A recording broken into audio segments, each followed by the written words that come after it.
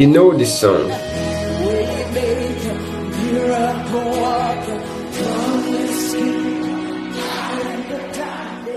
But did you know that when the song was first released in 2015, many believed that this woman, Sinach, owned it, and only a few could have predicted that the song would go on to become a global gospel anthem.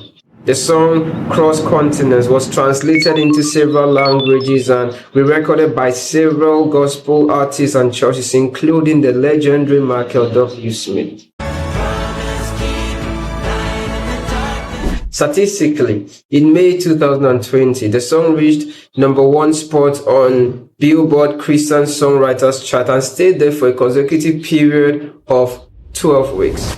The song also won several global music awards, including the BMI Song of the Year 2021. Let's stop there. With this several success came something else: a copyright battle. In 2024, a producer of the song, this guy, Mike, claimed that his role in the song went beyond the usual creative contributions as a studio engineer. He claimed that he went far and beyond merely mixing and mastering the track to creating and performing the creative instrumental arrangements in the song. So he filed a suit at the Federal High Court sitting in Lagos, Nigeria, against Sinach, arguing that he deserves recognition as a co-author and co-owner of the song, and claimed 5 billion naira in general damages and unpaid royalties. He said that the fact that no co-author agreement was signed was not enough to divulge him of his co-ownership rights in the song. This looked like a big case. After all, producers contribute so much to the sound of a song.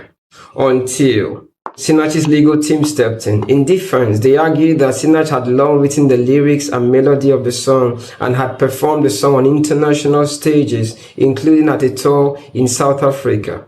They added that the role of Mike in recording, mixing and mastering the song was purely administrative and technical and could not amount to original musical composition.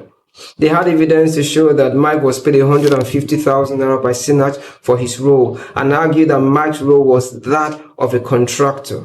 As a result, Sinach was not obligated to share licensing revenue, royalties, and publishing rights with him. Sinach's legal team had other defenses in their sleeves, but again, let's stop here. The court examined the facts and evidence presented by Mike and Sinach, and in July 2026, accepted the defense points of Sinach and held that Sinach had long written and performed the song before engaging Mike to master the track in 2015. Because the court found no evidence to support Mike's claim that he had contributions to the original composition of the song, the 5 billion naira was unreachable. And yeah, you're right, Sinach owns Waymaker. But what if Mike had actually helped create the melody or rewritten parts of the lyrics while they were making the song in the studio, even if there was never a written agreement on co-ownership or royalty split? Would he have had a case? Well, potentially yes. That's because under music law, ownership mainly follows authorship and not merely paperwork. A written agreement is important because it clearly states the parties' intentions and stake. But it is not a prerequisite for co-authorship.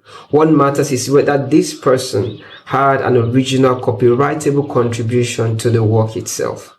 If Mike wrote part of the lyrics or melody in the song, he may have been entitled to publishing rights in Waymaker.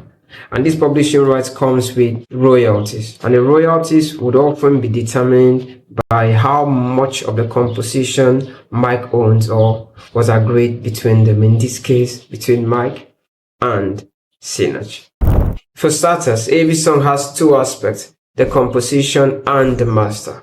The composition is the underlying musical work that consists of the lyrics, the harmony, the melody, the chords, and the structure of the song. It is this composition that is the subject of publishing rights and comes with royalties. On the other hand, the master is the original or final recording of the composition that is subject to a cover or remixes. It consists of sound recordings, production, and mixing, vocals, instrumentals, progressions, arrangements, recorded in the studio or on stage.